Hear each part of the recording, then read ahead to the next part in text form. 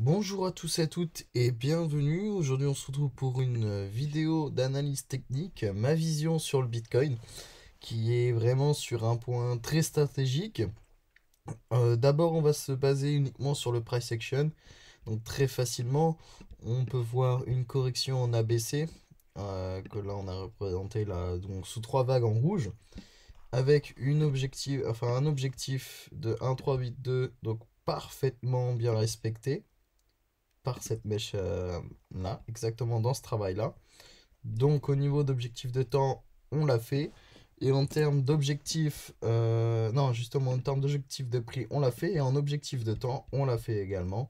C'est-à-dire qu'on prend le haut, on prend la B et on décale simplement. Et on peut voir qu'au niveau du temps, on est pas mal respecté.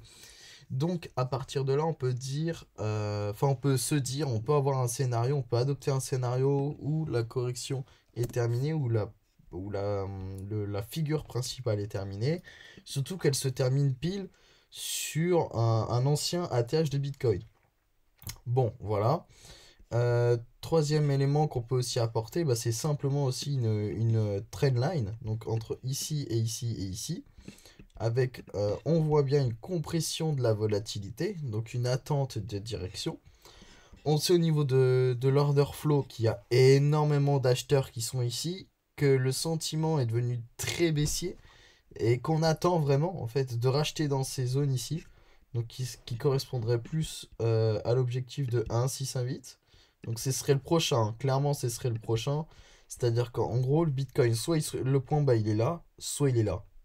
Enfin, c'est-à-dire qu'au niveau des statistiques, au niveau de... vraiment, ce serait deux zones que les gens regardent, quoi. C'est-à-dire que, en gros, si vous, là, vous voulez rentrer massivement dans le Bitcoin, je vous dirais de poser 60% et 40% ici. Donc vous ayez à peu près un prix d'entrée entre ici et que vous soyez très très bien, quoi. Et encore même bien avant si vous pouvez.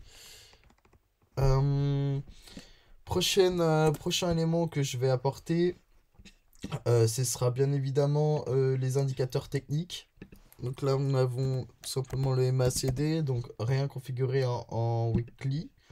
Voilà. On est passé bullish à ce moment-là.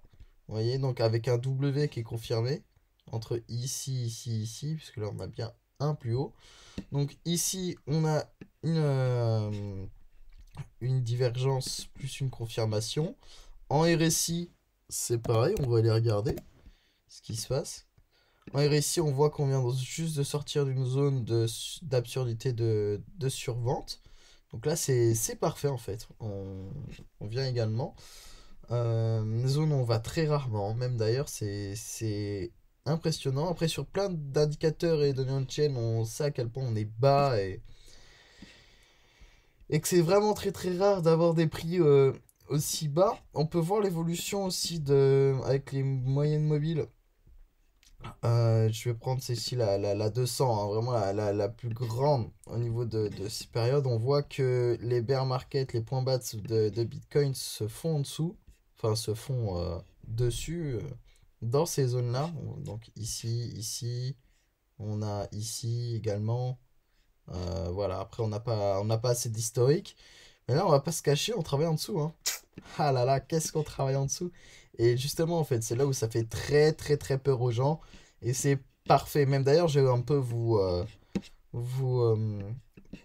comment dire, vous casser un peu vos rêves aussi. C'est que là, on est vraiment dans une zone très importante. Parce que pour moi, en fait, techniquement, là, vraiment, on commence à être boule, quoi. Ça commence vraiment à être très intéressant. Alors que si on regarde par exemple le SP500, là, je vais vous montrer un autre truc parce que bien évidemment, le Bitcoin, c'est rien du tout niveau quantité monétaire comparé au SP500. C'est juste incroyable. Ah, il est là. Voilà. Voilà, il y a ça. Et là, ça, vraiment, ça pue la merde, hein. C'est-à-dire que là, vraiment, en plus, on n'a pas du tout racheté. C'est-à-dire que j'ai pas trop analysé, mais quand j'ai vu ça, bon, j'ai fait, bon, pue la merde. Ouais, je vais regarder au niveau du volume. Ah ouais, le volume aussi. Sur Bitcoin que je voulais vous montrer. Ici, alors, sur l'USD. tout simple, on n'a pas énormément de volume. Même si on a une légère reprise, je crois, ouais, ici, là. Hop, on voit bien. Alors, pour bien voir les volumes, en fait, ce qu'on va faire, c'est qu'on va juste prendre une moyenne mobile. Voilà. Et en fait, on va voir hein, quand ça augmente ou quand ça n'augmente pas. Et là, on voit que ça augmente. Alors, on aurait un peu plus d'amplitude, enfin, comment dire, un peu plus de zoom sur ça. Bon, voilà. Mais c'est pas non plus. Enfin, c'est rien du tout. Hein. On est d'accord, c'est rien du tout. Par contre, ce qui est intéressant, et je sais pas là où c'est faussé, où c'est. J'ai pas plus d'informations que ça, c'est contre l'USDT. Ah, sur le SDT, là, par contre, on n'est pas du tout la même. C'est-à-dire que là, euh, on a beaucoup d'échanges entre USDT et Bitcoin et pas énormément entre Bitcoin et USD. Je sais aussi, enfin, je sais aussi, on sait aussi que les institutionnels sont pas du tout intéressés dans cette zone-là. Donc vraiment, il y a qui se place, il y a qui joue. Là, c'est ceux qui sont toujours dans Bitcoin, dans les crypto-monnaies de manière générale, c'est-à-dire ils sont dans le marché, les capitaux ne sortent pas énormément. On peut aller voir le crypto total. Ouais, au niveau du volume, ouais, on n'a pas spécialement énorme, même si bon, bah là, on a un potentiel W, hein, parce que là aussi, ce graphe est très intéressant aussi. Hein. Le crypto total, vraiment à ne pas sous-estimer. Hein. Je vous rappelle tout simplement que c'est l'entièreté des cryptos. Voilà. Où on a fait ouais, une très belle mèche sur les 0,786. Hein. C'est très très beau. Donc on est parfaitement dans une zone de rechargement. On va voir après si voilà, on a un triangle de compression, il y a un qui arrive. Pareil, ancien ATH. Je vous fais pas le dessin, tout est bien. Donc ouais, pas énormément de volume, mais beaucoup de volume quand même sur le SDT. Le SP500 là qui vraiment a vraiment beaucoup de mal. Donc les volumes, on a, on a un accroissement des volumes. Hein.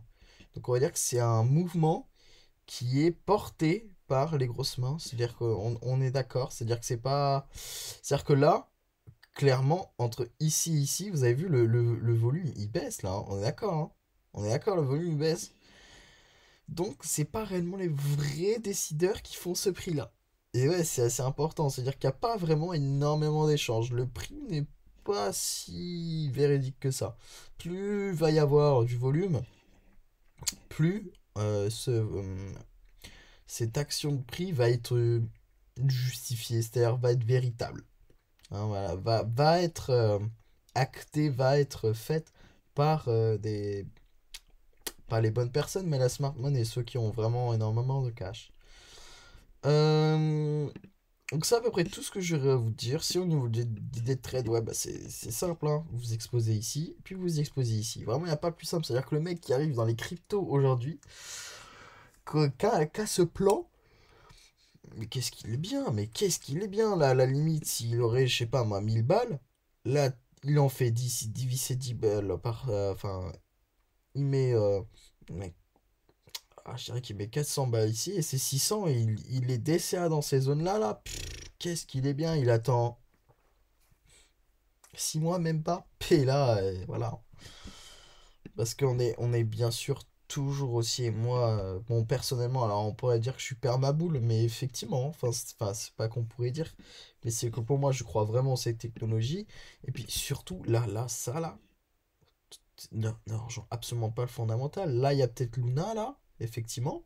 Là, on a du Luna, là, qui a fait bien cracher, mais au niveau de l'adoption, de l'amélioration des technos, de la régulation, là, c'est boule, hein. C'est boule, hein. Et on sait très bien qu'à un moment donné, le fondamental rattrape toujours la technique. Donc, au niveau des extensions, au niveau des objectifs de prix, là, 130 000. Voilà. Un 618. Moi, ma prochaine zone de vente, c'est celle-ci. Alors, bien sûr, il y a des tech profit partiels. Ok. Bon, pour le 0382. Parce qu'il faut voir OL 0382 aussi. Hein. C'est-à-dire que là, en gros, en fait, on a vraiment un marché qui est très simple à trader. C'est-à-dire que alors là, je vous dis pas comment c'était compliqué, mais alors là, à l'heure actuelle, les choix sont faciles à faire, vraiment. Moi, je suis dans le marché depuis ici. Là, j'ai jamais été aussi sûr de mes décisions, clairement. Donc voilà, si on revient dans ces zones-là, là, voilà, il y a simplement ici, prendre des profits. Voilà, résistance. Et ici, résistance. Voilà. Le reste, c'est du cadeau. Voilà. Voilà ce qui se passe. C'est-à-dire que là, vous vous chargez actuellement. Vous arrivez. Vous prenez vos profits. C'est dommage qu'il y a pas sur certaines cryptos, vous aurez très certainement vos 110%. Vous prenez vos 110%. Et la prochaine fois, grosse prise de profit. Puis après, vous attendez tout simplement un prochain crash. Voilà, qui arrive. Qui arrivera peut-être certainement dans cette zone, dans les 0,6. On a les 3,82, hein, on pourra très bien faire quelque chose de ce style-là. En grosse impulsion, on pourrait très bien avoir ça. Hop, alors là, elle est très mal dessinée. Objectif de temps, pas du tout. Ça va pas du tout, hein, mais en gros, dans l'idée, avoir un mouvement qui va jusqu'à là, puis reprend les 3,82, puis continuation de tendance, ça pourrait très bien se faire. Il n'y a pas de souci. Voilà, bah écoutez, c'était tout pour cette vidéo assez simple, vraiment très simple. Pour le coup, il n'y a même pas besoin de se casser les couilles. Je vous rappelle que les meilleurs traders, c'est ceux qui agissent pas. Les meilleurs traders. Essayer de battre le marché, c'est extrêmement compliqué. Et généralement, il y a beaucoup de traders, genre je pense à Warren Buffett, hein, tout simplement, à Cachette dans ces zones. Ou BlackRock, ah oui, en fait, je vous ai dit BlackRock qui se met là. Hein, voilà, en fait, tout simplement, on attend vraiment. En fait, on a toujours l'occasion d'en acheter le plus bas. Voilà. Pratiquement, en fait, ça qu'il faut se dire. Et attendre vraiment l'opportunité. Et vraiment attendre. Oh, bah là, je peux. Voilà, bam. C'est pas. En fait, vaut mieux pas essayer d'aller chercher l'argent. Vaut mieux se dire, oh, ah bah là, vraiment, c'est absurde. Et on achète l'absurdité de survente, bien évidemment. Et on vend les absurdités de surachat. C'est notre objectif sur le marché pour réguler, pour faire une valeur à peu près constante en augmentation. Surtout que, bon, va y avoir côté inflation, côté tout macro et tout. C'est plus la merde. Mais plus la merde. Là, c'est une catastrophe au niveau de. Même tout, enfin, tous les économistes le disent. Il y a vraiment des gros problèmes. Je sais pas ce qu'ils sont en train de branler parce qu'ils commencent à augmenter. Enfin, ils ont augmenté les taux d'intérêt. Et là, il y a une réunion demain. Certainement pour peut-être imprimer du cash. Alors là, j'ai rien compris, vraiment. C'est pas que j'ai rien compris, mais c'est en fait plus personne n'y comprend ce qui se passe. Le problème, c'est que là, dès l'instant qu'il y a un humain qui va contrôler ça, déjà il va se faire avoir par sa psychologie, ce sera pas du tout mathématique. Euh, Et le problème, c'est que dès l'instant qu'il va y en avoir un qui va avoir un problème, déjà on a l'aspect humain. C'est pour ça que Bitcoin, je le trouve génial. C'est que c'est l'actif le plus pur. Clairement, c'est l'actif le plus pur. Parce que tout le monde peut y accéder, tout le monde peut le vendre, personne ne le contrôle, personne ne le crée, enfin, entre guillemets. Hein, parce que bon, on a les mineurs, on a encore les développeurs, hein, si, etc., etc. Ils peuvent, mais c'est très compliqué. Elles vont jamais dans l'intérêt. Par exemple, on dira pas, ah, vas-y, on ajoutera, bon, on multiplie par deux la quantité de Bitcoin. Bah non, non. Moi, il y en a un, et plus eux, ils sont finalement contents, hein, bien sûr. Voilà, bon, bah écoutez, c'est à peu près tout ce que j'ai à vous dire. Moi, pour moi, en vrai de vrai, hein, là, c'est le point bas de Bitcoin. Moi, pour moi, en vrai, vraiment, je pense que ici, on est sur le point de bas de Bitcoin. Surtout, là, c'est en train de se stabiliser, ça fait plus rien. Et en fait, quand ça fait plus rien, bah clairement. euh, En fait, s'il n'y a plus de vendeurs sur le marché, ils sont baisés, hein. C'est-à-dire qu'en fait, là, moi personnellement, je viens de là. Je vais pas vendre là. Le mec qui vend là, bah, ça, il a besoin de cash. Enfin, c'est la merde. Mais ce que je veux dire, c'est qu'à un moment donné, ceux qui sont restés dans ce marché depuis ce temps-là ne vendent plus. Et donc, si on a tout simplement des shorters, alors qu'il y a des ordres en spot qui achètent là, ça coûte trop cher pour les market makers. Les market makers, paf, envoie en l'air. Terminé. C'est-à-dire que voilà, il y a un moment donné, s'il n'y a plus de vendeurs, si on est plus chaud pour vendre, et qu'il n'y a qu'une seule personne qui veut en acheter, voilà. Ou même celui qui veut short, donc c'est-à-dire que la plateforme en avait détenu, il en vend, S'il en vend et qu'il y avait quelqu'un qui voulait des bitcoins, mais il n'y en avait pas disponible parce qu'on joue avec très peu de supply hein, sur, euh, sur les, sur les market makers et sur les effets de levier. Hein. Tous les bitcoins sont pratiquement dormants. Hein. Faut le savoir. Hein. Et il y a énormément de bitcoins qu'on a perdu aussi également. Hein. Donc, pour vous dire, et puis plus ça va, plus se réduit. Hein. Je vous rappelle qu'on a deviné 19 millions sur 21 millions. Hein. C'est-à-dire que là, vraiment, il en reste presque plus. Il ne reste presque plus. Et si on regarde par exemple l'OBV, on va regarder l'OBV sur un mois.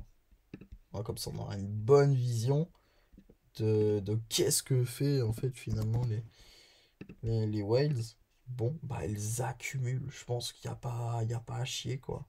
Elles accumulent. Là, il y avait une distribution, mais depuis le début, bah là, on est haussier quoi. Voilà. On revient sur les anciens tops, à peu près. Voilà. Il n'y a pas de souci. Puis après, hop, ça repartira. Là, vraiment, c'est.